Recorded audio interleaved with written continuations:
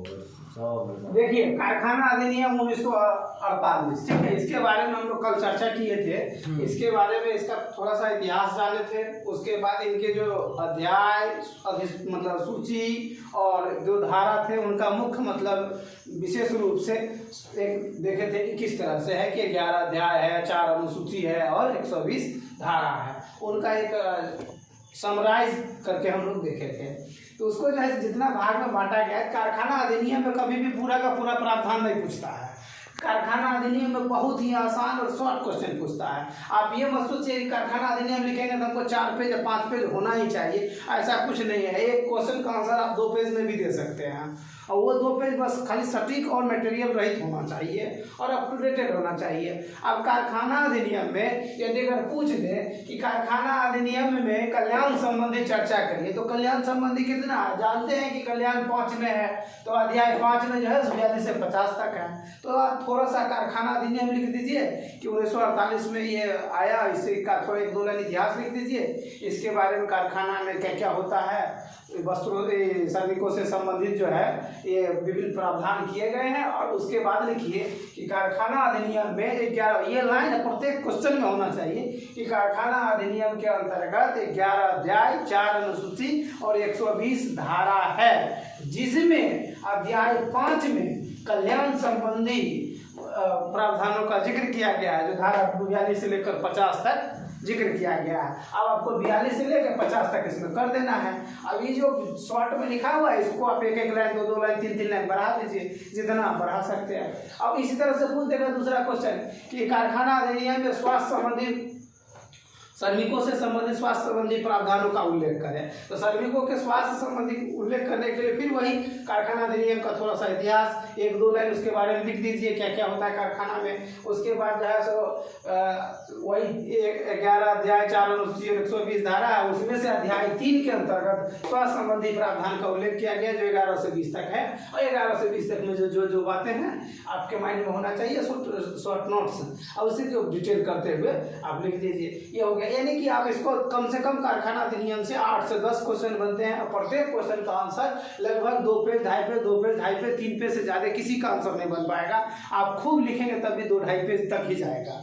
लेकिन ये है कि आप उसको अप टू डेट कैसे करेंगे, नए करंट मटेरियल से कैसे अप टू डेट करेंगे, उससे संबंधित बिहार सरकार की क्या योजनाएं आ रहे हैं। आप 1-2 क्वेश्चन को करंट से लिंक जब करेंगे तब आपका थोड़ा सा पेज भी बढ़ेगा और मटेरियल भी अच्छा हो जाएगा। अभी हम सिर्फ और सिर्फ चलेंगे इसमें शॉर्ट मतलब धाराओं पे कि 1 से लेकर 50 तक, कि किस तरह से हम 1 से 50 तक को 10 मिनट के अंदर कैसे समझेंगे, और माइंड में रहना भी चाहिए पूरी तरह से। तो हम चलते हैं, सबसे पहले कल चर्चा किए थे कि पहला अध्याय जो था, वो पहला अध्याय था क्या चीज कि 1 से लेकर 7 तक है, जिसका नाम था प्रारंभिक। 1 से लेकर 7 तक प्रारंभिक। तो 1 से 7 तक प्रारंभिक में क्या है? परिभाषा है, लाइसेंस है, अनुमोदन कैसे लेंगे, कैसे लाइसेंस मिलेगा, कैसे नहीं मिलेगा। तो ये परिभाषा में कि व्यस्क किसको कहेंगे, किशोर किसको कहेंगे, कारखाना किसको कहेंगे। जैसे व्यस्क का है कि वैसा व्यक्ति जिन्होंने अपनी उम्र कितना पूरा कर लिया हो, 18 वर्ष पूरा कर लिया हो। हाँ, 18 वर्ष पूरा कर, जो 18 वर्ष पूरा कर लेता है उसको वोट देने का अधिकार मिल जाता है, यानी व्यस्क मताधिकार मिल जाता है। इसका मतलब कि व्यस्क हो गया। उसके बाद क्या था? व्यस्क के बाद कि अल्प वयस्क, जिसको कुमार बोलते हैं, एडोलेसेंट बोलते हैं। तो ये जो है सो आपको क्या है कि जिन्होंने 15 वर्ष से 18 वर्ष के बीच में हो, 18 वर्ष पूरा नहीं किया, 15 वर्ष भले पूरा कर लिया हो लेकिन 18 वर्ष पूरा नहीं किया है, तो क्या हो जाएगा? अल्प वयस्क कह सकते हैं, जिसको कुमार कह सकते हैं, कि अभी पूरा वयस्क नहीं हुआ है। अल्प मतलब कम वयस्क है। उसके बाद आपको क्या है कि आता है बच्चा। बच्चा किसको कहेंगे कि 0 से 14 वर्ष तक जो है उसको हम क्या बोलेंगे? बच्चा बोलते हैं। उसके बाद मान लीजिए कारखाना, कि ऐसा क्षेत्र जहाँ पर विनिर्माण की मतलब कार्य हो रहे हों, ठीक है, इसको उसमें बहुत सारे श्रमिक हो, नियोजक हो, नियोक्ता हो, ये सब है कारखाने के अंतर्गत, कि भी एक परिभाषा दिया हुआ है, जो उसको देखेंगे तो आप और भली भांति से समझ सकते हैं। तो इस तरह से इसमें क्या लिखा हुआ? परिभाषा है दिया हुआ। लाइसेंस कैसे लेंगे? हम आवेदन दे दिए, 3 महीना में कोई प्रतिक्रिया नहीं, उधर से आया तो हम समझेंगे लाइसेंस मिल गया। लाइसेंस मिल गया। हाँ, यदि अगर लाइसेंस किन्हीं कारणों से रद्द कर दिया जाता है तो आप ऊपर जाएंगे। सबसे पहले आप लाइसेंस लेने के लिए किसके पास आवेदन देते हैं? शुल्क सहित डीएम के पास देते हैं, क्योंकि पहला जो होता है निरीक्षक कौन होता है? कारखाने का, वो जिला का डीएम ही होता है। कारखाना राज्य सूची का विषय है, इसलिए इसमें जितना भी संबंधित कानून है विशेष रूप से उसको बनाने का अधिकार किसको है? राज्य सरकार को है। आपको जहाँ भी कोई चीज मतलब नियम कानून बनाने से संबंधित पॉइंट में कोई भी यदि अगर दिक्कतें आ रही हो चाहे कुछ भी आ रही तो सिर्फ लिख सकते हैं नीचे में कि इससे संबंधित नियम कानून बनाने का अधिकार राज्य सरकार के पास सुरक्षित है या बना सकता है। तो हम लोग चलेंगे अभी 1 से 7 तक हो गया प्रारंभिक, जिसको परिभाषा, लाइसेंस, उन्मेष, अनुमोदन ये सब जिक्र किया गया है। दूसरे अध्याय 7A से लेकर 10 तक है। दूसरा अध्याय 7A से 10 तक है। इसमें आपको निरीक्षक कर्मचारी वृंद दिया हुआ था, वही निरीक्षक कर्मचारी ग्रुप बोलते हैं, इसको समूह बोलते हैं। वृंद मतलब समूह। कल भी इस बात पर चर्चा हुआ था कि वृंद से घबराना है, निरीक्षक कर्मचारी ये समूह है। इसको बोलते हैं कि इंस्पेक्टर स्टाफ ग्रुप, कि इंस्पेक्टर जो है वो निरीक्षकों का एक समूह है। एक निरीक्षक, कोई कारखाना है तो मान लीजिए बड़ा कारखाना है तो वहाँ पर 5 निरीक्षक काम कर रहा होगा। कोई ये अगर छोटा कारखाना तो वहाँ 1 निरीक्षक काम कर रहा होगा। यही सब है। तो आपको 7 से लेकर 10 तक है, बस इतना ही देना है। आप मान लीजिए क्वेश्चन पूछ देगा, इसमें आप क्या बढ़ा दीजिएगा? निरीक्षक के संबंधित प्रावधानों का जिक्र करें तो कभी भी निरीक्षक अकेला नहीं पूछता, क्योंकि जानता है कि एक को पढ़ना नहीं पूछ पाएगा, एक पेज भी मुश्किल है। तो इसको किसी और से जोड़ देगा कि निरीक्षक कर्मचारी समूह के साथ कल्याण संबंधी प्रावधान का उल्लेख करें, यानी कि आपको इसका भी जिक्र करना और इसका भी जिक्र करना है, यानी इस तरह से। तो निरीक्षक में क्या लिखेंगे? 7A, 7B, 8, 9 और 10, ये होता है मुख्य रूप से धारा। तो ये 7A में है आपको अधिष्ठाता संबंधी कल्याण का, अधिष्ठाता के कर्तव्य, अधिष्ठाता के कर्तव्य, अधिष्ठाता के कर्तव्य, अधिष्ठाता के कर्तव्य। तो अधिष्ठाता का कर्तव्य, तो जो अधिष्ठाता अर्थात क्या है, जो उसमें कारखाना का अंतिम नियंत्रण जिसके अंतर्गत होता है उसको हम अधिष्ठाता बोलते हैं। मान लीजिए कोई कारखाना है, उसमें जैसे कोई मैनेजर है, मैनेजर को पावर तब तक नहीं मिलता है उसको अधिष्ठाता का जब तक उसका जो मेन अधिष्ठाता है उसको हस्तांतरित करके नहीं दे दे कि भाई तुम इसका पूरा कंट्रोलिंग आपके अंदर है। अभी सामान्य शब्दों में समझिए बैंक की बात। बैंक, SBI बैंक तो हर जगह है, हर गांव में है। अब SBI बैंक का जो मैनेजर होगा क्या उसका अधिष्ठाता कहलाएगा? नहीं कहलाएगा। क्यों नहीं कहलाएगा? क्योंकि उस बैंक का जो स्टाफ है वो उसके अंदर तो अधीन है ही, लेकिन उसके साथ साथ जो बैंक के ऊपर का जो अधिकारी है, बड़ी अधिकारी, जो बैंक का CMD या क्या CEO होता है, जो भी दिनेश खरा करके है ना, SBI में दिनेश खरा करके है, आपको CMD कह सकते हैं या CEO, मुख्य CEO कह सकते हैं। तो वो जो मुख्य है वो इसका अधिष्ठाता, इसका मतलब वो होगा, क्योंकि वो पूरे जितना भी भारत में मान लीजिए है SBI का शाखा, उस सब का हेड है, उस पर उसका कंट्रोलिंग है, नियंत्रण है और सबको नियम निर्देश दे सकता है। लेकिन यदि अगर कोई स्पेशल ब्रांच का भी मैनेजर को पावर दे दिया हो, लिखित में दे दिया हो कि तुम अपने ब्रांच के अंदर जितना भी गतिविधि हो रहा है इससे संबंधित तुम नियम भी बना लेना, कर्मचारी स्टाफ को भी कंट्रोल कर लेना, इसका मतलब वहाँ पर अधिष्ठाता तब वो मैनेजर हो जाएगा, जो ब्रांच मैनेजर जिसको कहते हैं शाखा प्रबंधक, वो हो सकता है। लेकिन मूल रूप से हम यही जानते हैं कि अधिष्ठाता जो है सो मैनेजर नहीं होता है, उसको जब तक पावर नहीं मिले तब तक मैनेजर अधिष्ठाता नहीं हो सकता है। तो उसमें यही था कि साथ ही अधिष्ठाता संबंधी कर्तव्य, क्या अधिष्ठाता के कर्तव्य, तो इसका क्या कर्तव्य होगा। उसके बाद है कि आपको विनिर्माणकर्ता का कर्तव्य। तो विनिर्माणकर्ता में हम लोग कर्मचारी भी आ जाते हैं, जो फैक्ट्री डेवलप करता है वो भी आ जाता है, प्रशासनिक कर्मचारी कहते हैं, नियोजक, नियोक्ता और कर्मचारी तीनों आ जाता है। जो नियोजक है, ठीक है, जो नियोक्ता कर्तव्य, नियोक्ता भी आ जाता है। नियोक्ता मतलब कॉन्ट्रैक्टर, जो मान लीजिए बहाली करता हो, अब 10 को मजदूर को लेके आए, वो चावल के फैक्ट्री में काम लगवा दिया तो वो तो 10 मजदूर का तो नियोक्ता हो गया ना, हो गया। तो ये है 7A और 7B हो गया। समराइज देखेंगे संक्षिप्त रूप में। 8 में निरीक्षक के मतलब चर्चा किया गया है कि निरीक्षक कौन होगा, कैसा होगा, उसका क्या है उसी। तो 8 में निरीक्षक पद का जिक्र किया गया है। 9 में जैसे उसकी पावर या शक्ति दिया गया है, निरीक्षक का पावर और शक्ति कितना है, क्या क्या काम है। और उसके बाद जो 10 में है एक सर्जन की नियुक्ति, एक चिकित्सक जो है चिकित्सा अधिकारी की नियुक्ति। चिकित्सा अधिकारी की नियुक्ति किस लिए?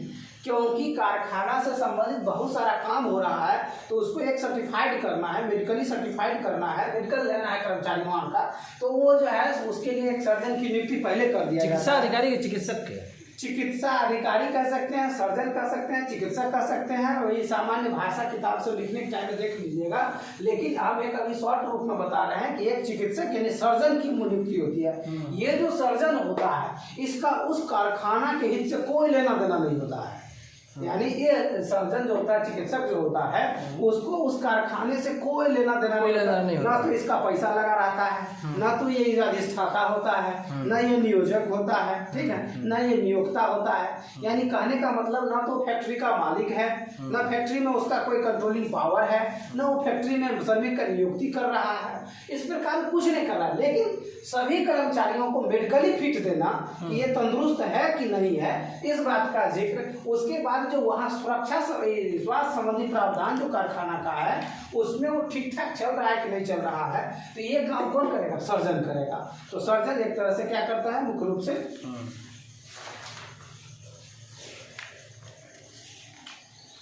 राज्य सरकार में देखिए चिकित्सा व्यवसायों से संबंधित प्रमाण करता है वो शल्य चिकित्सकों की नियुक्ति की शक्ति का प्राप्त है।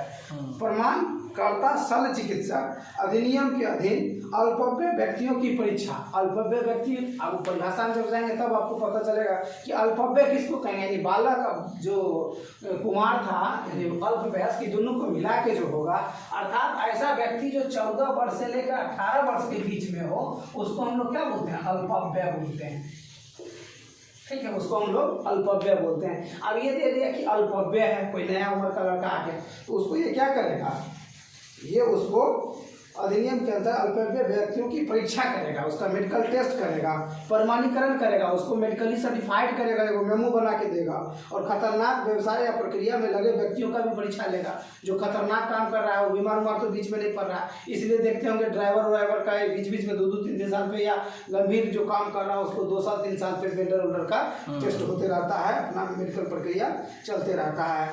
उसके बाद निर्माण प्रक्रिया के कारण होने वाली बीमारी की, इतना जो निर्माण प्रक्रिया हो रहा है इससे जो बीमारी हो रही है या स्वास्थ्य को कोई क्षति पहुंच रहा है, जहां दूध धक्कर जाते हैं वहां दमा का शिकायत ज्यादा हो जाता है, तो ये सब चीज के बारे में जो है यानी स्वास्थ्य को क्षतिग्रस्त करने वाले कामों के संबंध में चिकित्सीय परीक्षण के कार्य को संपन्न करना। पदाधिकारी दिया है प्रमाणकर्ता शल्य चिकित्सा पदाधिकारी। स्पष्ट वही चीज है कि आपको ऐसा चिकित्सक होगा, ऐसा सर्जन होगा जो आपको क्या करेगा? लाइसेंस भी प्रमाण पत्र भी देगा, और भी विशिष्ट प्रकार की बीमारियों वाली हो रहा है, कहाँ क्या दिक्कत हो रहा है, उससे संबंधित भी प्रावधान को देखेगा। अब चलिए हम लोग तीसरे अध्याय में चलते हैं। तो तीसरे अध्याय में क्या था? स्वास्थ्य संबंधी। स्वास्थ्य का मतलब पूरा एकदम, इसमें कर्मचारी का ये मुख्य पार्ट है कि एकदम स्वास्थ्य का विशेष ध्यान रखना चाहिए। हम कहते नहीं, तन जब तक रहेगा, आपका तन स्वस्थ नहीं रहेगा तो आपका मन स्वस्थ नहीं रह सकता है। तो सबसे पहले आपको क्या चीज होना चाहिए? स्वास्थ्य संबंधी प्रावधान में, यानी आप तंदुरुस्त रहिए, स्वस्थ रहिए, तभी आप अच्छा काम कर सकते हैं, चाहे अच्छा पढ़ाई कर सकते हैं, चाहे कुछ भी कर सकते हैं। तो स्वास्थ्य संबंधी ये कितना है? 11 से लेकर 20 तक है, बहुत शॉर्ट, एकदम बहुत अच्छा है, इसमें कुछ नहीं है।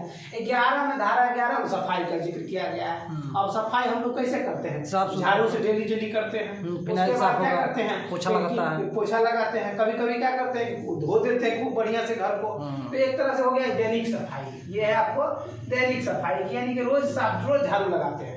ठीक है, उसके बाद साप्ताहिक धुलाई या साप्ताहिक सफाई, सप्ताह में धुलाई, यानी कि एक सप्ताह में कम से कम फर्श वर्ष को जितना भी चीज कारखाना हो चाहे घर हो, कहीं उसको धोना जरूरी है। लोग तो डेली भी धोते हैं, जहाँ संभव वहाँ डेली भी धोते हैं। कारखाना भी बहुत सारा ऐसा जगह है जहाँ पर डेली धोया जाता होगा। ठीक है, जहाँ ज्यादा गंदगी होता होगा वहाँ डेली भी धोया जाता होगा। उसके बाद है कि 14 माह पर पोताई, 14 माह अगर हो गया तो दीवारों की पोताई करवा देंगे, रंग पेंट करवा देंगे। उसके बाद 3 वर्ष पर वार्निश। ठीक है, 3 वर्ष से वार्निश मतलब ये खिड़की का जो वार्निश लगाया जाता है, वार्निश लगाया जाता है ताकि जंग वंग ना लगे या जो भी। 5 वर्ष 5 वर्ष पर रीपेंटिंग। 5 वर्ष हो जाएगा तो उस खिड़की के बारी जितना भी है दरवाजा उस सब को रीपेंटिंग कर देंगे। दैनिक सफाई हो गया, साप्ताहिक धुलाई हो गया, 14 माह की पोताई हो गया, 3 वर्ष पर ये सफाई के अंतर्गत जब आप लिखेंगे, तब जब आप बात को बढ़ाएंगे, जब आप उसको खाका देंगे, बात याद रहेगा तब ना बढ़ाएंगे। याद तो रहना ही चाहिए। आप लिख सकते हैं कि स्वास्थ्य संबंधी प्रावधान का अंतर्गत सफाई का किया गया है। सफाई और स्वच्छता का विशेष ध्यान रखना चाहिए, इससे कर्मचारियों का स्वास्थ्य उत्तम होता है। सफाई के जो है मुख्य प्रकार वो आपको दैनिक सफाई, साप्ताहिक धुलाई।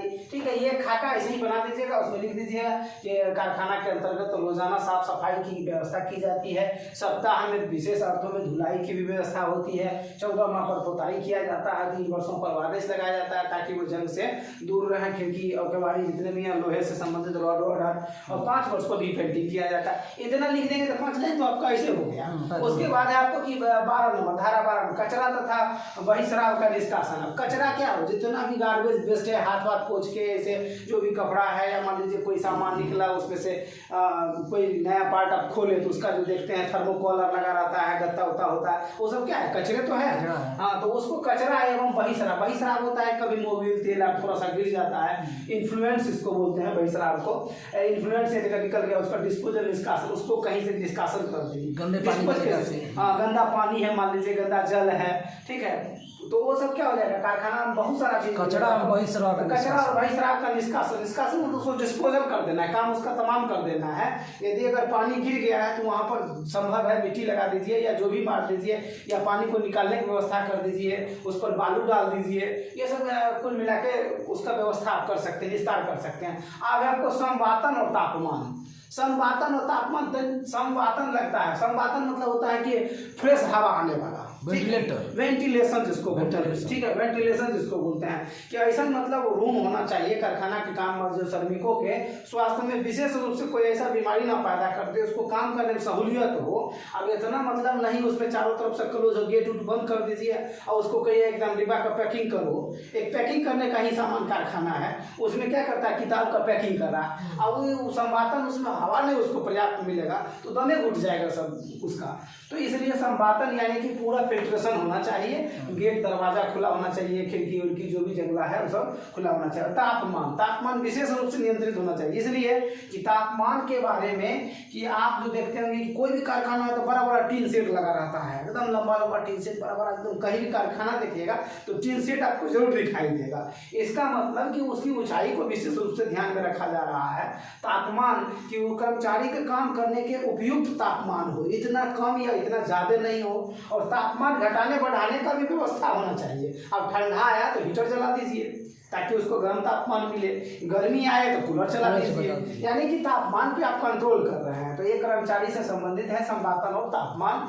फिर इसमें जब पढ़ेंगे आप, वैसे पारसनाथ का नोट्स जो है आप कारखाना अधिनियम पढ़ने से पहले अगर आप पारसनाथ का एक बार नोट्स का थोड़ी अध्ययन कर लीजिए, याद नहीं करना है, एक बार ये देखिए उसमें लिखाव क्या है, उसके बाद जो बात वो लिखा है बहुत साधारण भाषा में है, साधारण शब्दों में वो नोट्स है, उसको जब आप पढ़ लेंगे तो आपको समझ में आ जाएगा कारखाना अधिनियम में हमको करना क्या है। उसके बाद आप जो है सो विभिन्न बुकों से, विभिन्न नोट्स से, नेट से, इंटरनेट से, जहाँ से भी है वो मटेरियल को अप टू डेट कर दीजिए। कहीं कहीं पर हो सकता है मटेरियल पुराना हो तो उसको जो है आप अप टू डेट कर दीजिए। उसके बाद है धूल धुआं, आपको धारा 14 में दिया हुआ कि धूल धुआं, ठीक है, धूल धुआं का मतलब प्रबंध करना। तो धूल धुआं का व्यवस्था कैसे करिएगा आप उसको कंट्रोल करने का, नियंत्रित करने का। धूल धुआं को क्या किया जा सकता है, नियंत्रित ही किया जा सकता है। तो कैसे, चिमनी लगा दीजिएगा तो मान लीजिए धुआं बाहर निकल जाएगा, जहाँ आपकी निकलने की व्यवस्था है, धुआं बन रहा है तो उसको चिमनी लगा दीजिए। फिल्ट्रेशन की व्यवस्था कर दीजिए, गेट एकदम दरवाजा थोड़ा चौड़ा कर दीजिए, गेट खुला, ताकि वो धुआं या धूल जो भी है वो निकल जाए। उसके बाद जो है एग्जॉस्ट लगवा दीजिए नए तरीके से। और भी जो व्यवस्था तकनीकी में बहुत सारे ऐसी व्यवस्थाएं, मशीनरी आता है जो ऊपर से धुआं सोख लेता है, धूल सोख लेता है, ठीक है।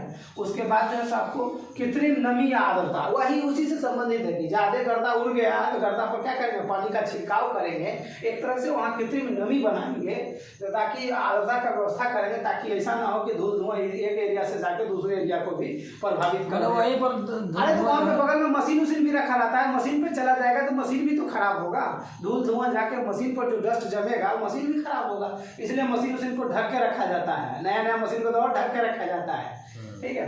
तो ये हो गया आपको कृत्रिम नमी और आर्द्रता हो गया, पानी के छिड़काव का जो भी है। अति भीड़ की बात कर रहा है कि ऐसा नहीं हो कि पूरा एकदम ठसाठस आदमी भरल हो, उसमें काम करने का जगह नहीं और फिर भी काम कर रहे हैं, तो अति भीड़ नहीं होना चाहिए, ठीक है।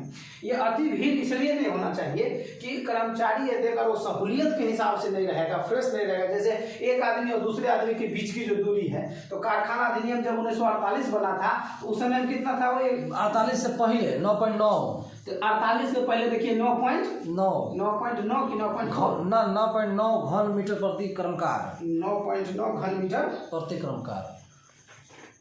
अरे नोट से हम बोल रहे हैं, देख के बोला, आप याद नहीं है हमको। चलिए ठीक है, कोई दिक्कत। हाँ, 9.9 घन मीटर जो है, घन मीटर प्रति क्रमकार, प्रति कर्मकार, यानी कि एक कर्मचारी दूसरे कर्मचारी के बीच एक दूसरे कर्मचारी के बीच में 9.9 मीटर का जो है गैप होना चाहिए। मीटर होना चाहिए। कब? ये 1948 से पहले, यानी पूर्व की बात कर रहा है। देखिए अब उसके बाद अब कितना हो गया? 14.2 जो है ना आपको 14.2 घन मीटर ये प्रति कर्मकार जो है, प्रति कर्मकार, ये आपको हो गया क्या जी 1948 के बाद कि अब जो स्वतंत्रता के बाद जो आया है कारखाना अधिनियम एक्ट, उसमें कह रहा है कि दो व्यक्ति के बीच में 14.2 घन मीटर प्रति कर्मकार का डिस्टेंस या जो भी आयतन है, आयतन होना चाहिए। इसको घन मीटर में इसका मतलब आयतन है, यानी कि लंबाई चौड़ाई इतना जो भी जगह है आप उसको कह सकते हैं कि 14.2 जो है घन मीटर। मीटर का मतलब समझिए रहे कि एक दूसरे कर्मचारी के बीच में कम से कम 1-2 डेग का जगह होना जरूरी है जो काम करा, ताकि सहूलियत हो, ऐसा ना हो कि एक दूसरे का हाथ पर थक कुछ दे। तो ये चीज है। उसके बाद 17 ऊंचाई भी ले दीजिए 4.2 मीटर। अच्छा चलिए ठीक है। इसके बाद छत का ऊंचाई भी दिया हुआ है कि 4.2 मीटर से कम नहीं होना चाहिए ऊंचाई, जो ये ऊंचाई का ऊंचाई वैसे होता है। चलिए यानी कि जहाँ काम कर रहा है 14.2 मीटर से ऊंचा, उससे कम नहीं होना चाहिए, ऊंचाई से कम नहीं होना चाहिए। आप भाषा में थोड़ा ध्यान दीजिएगा। 4.2 मीटर ऊंचाई से कम नहीं होना चाहिए। उसका जो छत का हाइट है वो 4.2 से ऊपर होना चाहिए, 4.2 मीटर से कम नहीं होना चाहिए। ठीक है। 1 मीटर में 100 सेंटीमीटर होता है। इसमें लिखा है कि 4.2 मीटर से अधिक हो तो उसे गणना में शामिल नहीं किया जाएगा। ये का मतलब है? वो भाषा उसका नोट्स का अपना भाषा है, उसमें पढ़ लीजिए। मान लीजिए ऊपर होना चाहिए कि नीचे होना चाहिए, कंफर्म होना चाहिए ना। आयतन में निकलने में लिख रहा है कि प्रति कर्मकार जगह की व्यवस्था की जाएगा जिसमें आयतन में निकलने में 4.2 मीटर की ऊंचाई की गणना होगी। इसका सेंस ये है कि जो आयतन है आखिर जो 4.2 मीटर जो मनुष्य के जो मतलब वो आपको 4.2 मीटर तक होना चाहिए। छत की बात नहीं कर रहा है, ये कह रहा है कि जैसे किसी का हाइट है या कम ज़्यादा रहता है तो उस स्थिति में यानी आयतन से चर्चा कर रहा है। जैसे आप एक दूसरे के बीच की दूरी को आयतन से, मतलब हुआ लंबाई, हाँ लंबाई चौड़ाई ऊंचाई तीनों होता है। तो जैसे एक कर्मचारी दूसरे कर्मचारी के बीच में एक सामान्य सी भाषा में गाँव भर की भाषा में बोलते हैं कि उसको 1-2 डेग के बीच की दूरी होना चाहिए कि थोड़ा थोड़ा हट के काम करो। और उसके बाद उसी तरीके से आप कोई लंबा है कोई छोटा है तो उसका भी विशेष रूप से कि इतना कवर्ड एरिया हो कि वो 4.2 मीटर जो है घन मीटर या आयतन ऊंचाई से अधिक नहीं हो, यानी इतना तक चलेगा, इतना तक होना चाहिए। उसके बाद जो है जब आप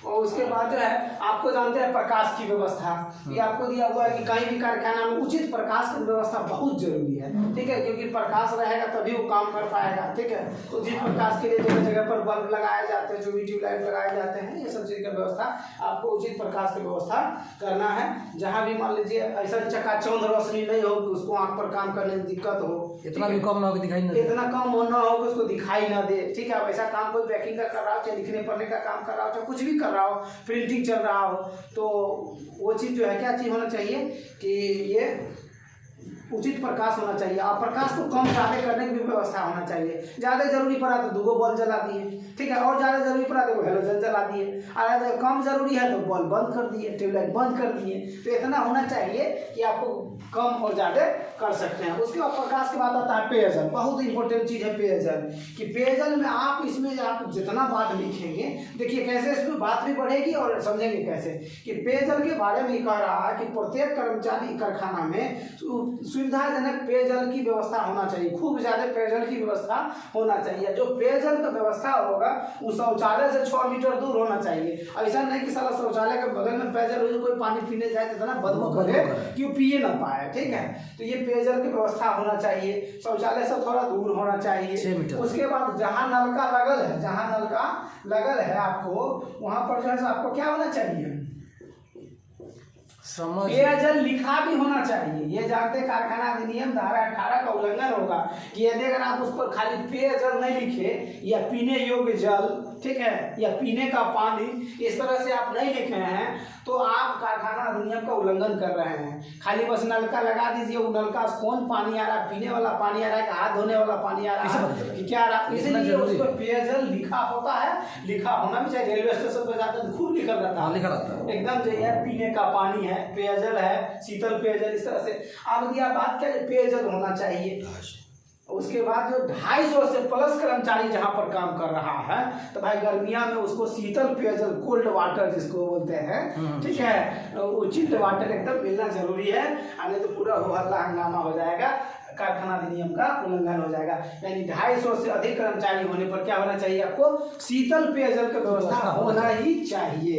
ये चीज दिया हुआ है। अब उसके बाद दिया हुआ है कि आपको पेयजल, अब बात जैसे आपको लिखना है उसमें तो ये लिखेंगे कि पेयजल जो लिखा होता है वो विभिन्न भाषा में होना चाहिए। अब जिस एरिया में कारखाना चल रहा है भाषा में जो अधिकतम कर्मचारी उस भाषा को समझ रहा है, जैसे मान लीजिए पंजाब में कोई तो पंजाबी भाषा में पेयजल लिखा होना चाहिए, ठीक है। अगर साउथ में गए तो तमिल कन्नड़ जो भी भाषा वहाँ चल रहा हो, जो कर्मचारी ज्यादा से ज्यादा समझ सकता हो तो वो भाषा में पेयजल लिखा होना चाहिए। सामान्य रूप से हिंदी में तो लिखा ही होना चाहिए, ठीक है, हिंदी में अंग्रेजी में ड्रिंकिंग वाटर करके लिखा ही होना चाहिए। लेकिन मुख्य रूप से जो अन्य भाषा भी हैं उसका भी विशेष ध्यान रखा जाता है और लिखा रहता है। आप जब पंजाब जाएंगे तो रेलवे स्टेशनों पर वो पेयजल ऐसे करके लिखा रहता है पूरा, ठीक है। आप कहीं उर्दू वाले क्षेत्र में चलेंगे तो उर्दू में पेयजल लिखा रहता है, लेकिन आपको हिंदी में भी मिल जाएगा, इंग्लिश में भी ड्रिंकिंग वाटर मिल जाएगा। तो यही बात लिखना है कि गर्मी में जो है सो जल को ठंडा करने की व्यवस्था 250 से अधिक कर्मचारी पर होना चाहिए। उसके बाद जो है सो आपको और है, जैसे आपको बताया शौचालय से 6 मीटर की दूरी पर होना चाहिए। तो ये दे रहा है कि शौचालय से स्नान घर, नाली या दूषण के स्रोत से कम। इसमें और भी बात अप टू डेट दिया हुआ है इस बुक में। इसमें दिया हुआ है कि पेयजल स्थल शौचालय से, स्नान घर से, ठीक है, बाथरूम से भी थोड़ा दूर होना चाहिए, स्नान घर से, नाली से और दूषण के स्रोतों से, जहाँ से गंदगी आ रही हो, दूषण का स्रोत जो प्रदूषण का स्रोत है, ठीक है, वहाँ से भी 6 मीटर दूर होना चाहिए। लेकिन मुख्य रूप से ये जानते हैं कि शौचालय से कम 6 मीटर की दूरी पर होना चाहिए। तो लिखना ही लिखना है, आप कितना भी शॉर्ट में करेंगे तो। उसके बाद आपको है कि धारा 18 हो गया पेयजल, 19 में हो गया आपको शौचालय और मूत्रालय। आप देखिए तुरंत खत्म हो गया ये शौचालय व मूत्रालय। ये इसमें क्या लिखा हुआ है कि प्रत्येक जगह कर्मचारी के लिए शौचालय एवं मूत्रालय का उचित व्यवस्था होना जरूरी है और उस शौचालय में दीवार में 3 फीट तक टाइल्स भी लगा होना चाहिए। ऐसा नहीं कि सिर्फ शौचालय और मूत्रालय बना दिए और उसमें जो है वो व्यवस्था नहीं की। तो आपको शौचालय मूत्रालय जब भी बनाइए तो 3 फीट तक उसमें टाइल्स जरूर लगाइए। उसके और बात है इसमें जो है कि आप स्त्री और पुरुष के अलग अलग व्यवस्था, हाँ, स्त्री और पुरुष के अलग अलग, ठीक है। इसके बाद सप्ताह में जो है सप्ताह में एक बार जो है रोगाणुनाशक जो ब्लीचिंग पाउडर स्त्री के लिए अलग, पुरुष के लिए अलग, ठीक है, और कई मतलब होते हैं। हाँ। और इसमें जो है आपको सप्ताह में जो रोगाणुनाशक है, जो भी कीटनाशक है, डीडीटी है, जो भी चीज है, सफाई अनिवार्य है, वो सब चीज भी छिड़काव होना चाहिए। वो फिनाइल की कोई चीज का गोली रहता है मूत्रालय में, खास करके हम लोग देखते हैं कि एक गोली डाला रहता है। जब कभी सिनेमा हॉल में जाते हैं देखते हैं, हमको नाम नहीं याद है, ठीक है, फिनाइल का गोली रहता है, फिनाइल तो हम खैर बोल ही रहे हैं। तो ये वो गोली डाला रहता है ताकि बदबू कम करे, ठीक है, स्मेल कम करने के लिए भी ये चीज डाला रहता है। तो इसका मतलब शौचालय और मूत्रालय की व्यवस्था होना चाहिए। उस शौचालय में दीवार 3 फीट तक टाइल्स लगा होना चाहिए और उसके बाद स्त्री और पुरुष के लिए अलग अलग शौचालय होना चाहिए। सप्ताह में उसकी नियमित सफाई नहीं आ रहा है, आपको उस नाम से इतना कर सकते हैं, नियमित साफ सफाई होना चाहिए, ठीक है। विभिन्न कीटनाशकों का या मतलब प्रदूषण जो दूषण करता है, गंदगी फैलाता है, उसके जो है छिड़काव करना चाहिए। अब क्या चीज का छिड़काव नहीं याद आता है, विभिन्न रासायनों का छिड़काव करना चाहिए। रसायन तो कर सकते हैं। तो आपको ये कलम में ताकत होनी चाहिए कि उस बात को हम बढ़ा चढ़ा के 1-2 लाइन तो लिख ही दे, इतना तो जरूर होता है। अब आपको पीकना न थूकना, आप यहाँ वहाँ जाके पीपा मत करिए। लोग गुटखा खाए रहते हैं, शिखर खाए रहते हैं, जहाँ तहाँ पीक मारते रहते हैं, पान खाए रहते हैं। तो मूल रूप से गुटखा शिखर ये सब तो खाना ही नहीं चाहिए और खा के जाना ही नहीं चाहिए। लेकिन फिर भी मान लीजिए अगर कोई खाया हुआ है, और नहीं तो बिहार में मान लीजिए कारखाना है तो खैनी तो जरूर खाया रहेगा और खैनी खा के जहाँ तहाँ थूकता रहेगा, ठीक है। तो खैनी खाने वाले के लिए खास करके पीकदान या थूकदान का भी व्यवस्था होना चाहिए। अब ये पीकदान और थूकदान में क्या है कि आपको जगह जगह पर होना चाहिए। आप इसका करते हैं तो आप क्या कर रहे हैं, इस नियम का उल्लंघन कर रहे हैं तो आप पर अधिकतम 5 रुपया तक जुर्माना हो सकता है। यदि अगर पीकदान या थूकदान का प्रयोग नहीं करते हैं तो कारखाना अधिनियम के तहत अधिकतम 5 रुपये का जुर्माना हो सकता है। अब ऐसा नहीं कि 10,000 रुपया फाइन ठोक दिए, काहे थूक दिए यहाँ पर भैया। वो कर्मचारी काम करेगा कि अपना वेतन से कल 10,000 देगा। तो इसलिए उसको है कि आप अगर गलती किए हैं वो ऐसे सामान्य रूप से ये सब लागू ही नहीं हो पाता है। लेकिन फिर भी नियम में है, हमें पढ़ना है, हमें लिखना है। क्या नियम में लागू होता नहीं होता उससे कोई मतलब नहीं है। ये हम अभी आपको स्वास्थ्य संबंधी चर्चा का जिक्र कर दिए, ठीक है, स्वास्थ्य संबंधी। चलिए, तो अभी हम आपको फिर से चर्चा किया, एक बार फिर से मेमोराइज कर लेते थे, ठीक है, पीछे की बात। फिर अध्याय 1 मतलब टोटल 11 अध्याय है, 4 अनुसूची और 120 धारा है। इतना ही में कारखाना अभियान से 10 से 12 क्वेश्चन बनेगा, जो भी 10-12 क्वेश्चन बनेंगे उस सब का आंसर लिखा जाएगा। यानी कि 11 जो अध्याय है, 4 वो अनुसूची है और 120 धारा है। इतना ही में हमको क्या करना है, सारा चीज लिखना है कारखाना अधिनियम। तो आपको पहला क्या बताया, प्रारंभिक में आपको 1 से लेकर 7 तक धारा तक जिक्र किया गया है, जिसमें परिभाषा है, लाइसेंस उसेंस है या जो भी ईटीसी है।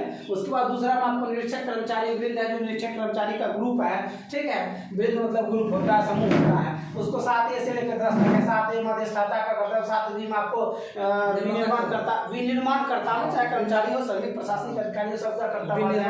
8 में निरीक्षक के पद का जिक्र किया गया है। उसके बाद 9 उसका पावर शक्ति दिया गया है, कितना पावर होना चाहिए, कितना शक्ति इस्तेमाल करना चाहिए। 10 चिकित्सक के नियुक्ति, सर्जन का नियुक्ति, जो मतलब मेडिकल फिट देखने के लिए यानी प्रमाण पत्र दे और स्वास्थ्य संबंधी विशेष का प्रावधान भी करे। उसके बाद आपको आता है जस्ट 2 नंबर हो जाएगा तो 3 नंबर आएगा।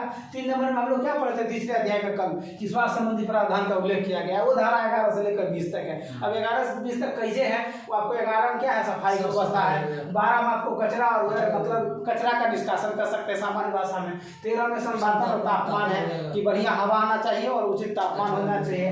तापमान मेंटेन करने के लिए दीवारों को मोटा किया जाता है। हमरे माइंड में आता था पहले क्या, ये जितना भी कारखाना फैक्ट्रियां बनाया हुआ है, ये 5 फीट 5 इंची या 4 इंची वाला जो होता है एक ईटा का दीवार, चाहे हम 10 इंची वाला दीवार काहे बना दिया है, जितना मोटा बना देता है, 1 हाथ मोटा। तो ये बात हमारे माइंड में नहीं आता था, पहले भी पढ़े नहीं थे इसके बारे में। हम कहते थे कि अंग्रेज जमाना का सब बेकार बात लगा देता है, फालतू की टूट लगा के इतना मोटा कर दिया है। लेकिन अब समझ में आता है कि तापमान मेंटेन करने के लिए दीवार को मोटा किया जाता है। कि दीवार मोटा रहता है तो टेम्परेचर, बाहर का टेम्परेचर अंदर प्रभावित कम करता है। तो इसलिए भी कारखाना अधिनियम के तहत जब भी देखिएगा कोई कारखाना होगा तो उसका दीवार जरूर मोटा होगा। गांव में कहीं भी तक कारखाना अगर होगा तो उसका दीवार जरूर मोटा होगा। तो ये चीज़ है। उसके बाद आपको आता है धूल धुआं, कि धूल धुआं पर नियंत्रण करना है। कैसे नियंत्रण करना है, चिमनी लगा देंगे, फिल्ट्रेशन की व्यवस्था करेंगे, या ऐसा और भी कृत्रिम यंत्र लगाएंगे, एग्जॉस्ट लगाएंगे या जो भी लगाएंगे, जिससे धूल और धुआं क्या वहाँ से निकल जाए। उसके बाद है कि आपको कृत्रिम नमी आर्द्रता बनाए रखना, यानी जहाँ धूल धुआं हुआ तो उसके लिए नमी आर्द्रता बनाइए। जो कोहरा ओहरा जो होता है, कोहरा क्या होता है, यही आर्द्रता का ही परिणाम होता है कि इधर से धूल गया, ऊपर से नमी मिल गया तो बढ़ के क्या हो जाता है, कोहरा। जो अभी ठंड में कोहरा चालू होने वाला है और हो भी गया है। ये हो गया कृत्रिम नमी आर्द्रता की व्यवस्था करना, इसके लिए पानी का छिड़काव किया जाता है। उसके बाद इसमें आप ये भी कह सकते हैं कि राज्य सरकार वैसे कारखानों में जहां वायु की नमी कृत्रिम रूप से बढ़ाई जाती है, वहां नमीकरण के मान, कृत्रिम नमी बढ़ाने का तरीका, नमी निर्धारण के लिए परीक्षण आदि नियम बना सकती है। आपको हम पहले ही जिक्र कर दिए हैं कि जहाँ नियम कानून बनाने की बात आए, या अपने मन से भी किसी लिख सकते हैं, इससे संबंधित नियम कानून बनाने का अधिकार राज्य सरकार के पास सुरक्षित है और वो बना सकता है, उसे लागू कर सकता है।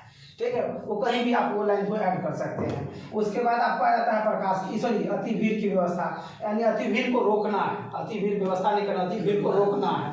ठीक है, कैसे रोकेंगे, तो कारखाना अधिनियम आने से जो पहले 1948 से पहले चलता था, वो कि एक कर्मचारी का दूसरे कर्मचारी के बीच का लंबाई, चौड़ाई, ऊंचाई जो भी चीज है वो आपको 9.9 घन मीटर प्रति कर्मकार होना चाहिए। लेकिन नोट्स में ये आपको प्रति कर्मकार नहीं दिया होगा, नोट्स में सिर्फ इतना लिखा होगा 9.9 घन मीटर। तो आप इसको आगे प्रति कर्मकार जोड़ दीजिए, बस आपका आंसर पूरा हो जाएगा। ये बात आप जैसे नहीं जब तक अप टू डेट करेंगे तब तक आपका नोट्स भी अप टू डेट नहीं होगा। जितना नोट्स है पारसनाथ का हो, तिवारी सर का हो, बीमारी सर का हो, सबका है, वो आपको क्या होगा कि 14.2 घन मीटर देके छोड़ दिया है। तो आप उसके आगे ऐसे जब ये 14.2 घन मीटर लिखा है उसका ऐसे करिए, कर्मकार कर दीजिए। ठीक है, यानी प्रति कर्मकार हो गया।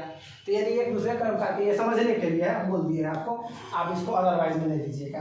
ठीक है, तो ये हो गया अति भीड़ कि 9.9 घन मीटर प्रति कर्मकार हो गया। आप प्रकाश का व्यवस्था करना है, आपको कहीं भी कर्मचारी काम कर रहा है तो उचित प्रकाश का व्यवस्था करना ही करना है। आप प्रकाश को घटाने और बढ़ाने का भी व्यवस्था होना चाहिए। ज़्यादा जरूरी है तो अब 1 ट्यूबलाइट, 2 बल्ब, 3 जितना है आप जला देंगे। कम करना है तो उसको क्या करेंगे, धीरे धीरे कम करेंगे। बहुत ज़्यादा प्रकाश की जरूरी है तो आप हेलोजन जलवा दीजिए उसको। ठीक है, उसके बाद जो है ये प्रकाश का कम व्यस्त है। प्रकाश ऐसा ना हो कि आँख पे चकाचौंध हो, ऐसा ना आँख पे झकमा, वो जो भुगभुगिया बल्ब जो होता है जो दिवाली वाली जलाते हैं, चुपक चुपक करता रहता है, आप वो लगा दीजिएगा फैक्ट्री में तो काम क्या करेगा, आधा आदमी तो ऐसे अनर हो जाएगा।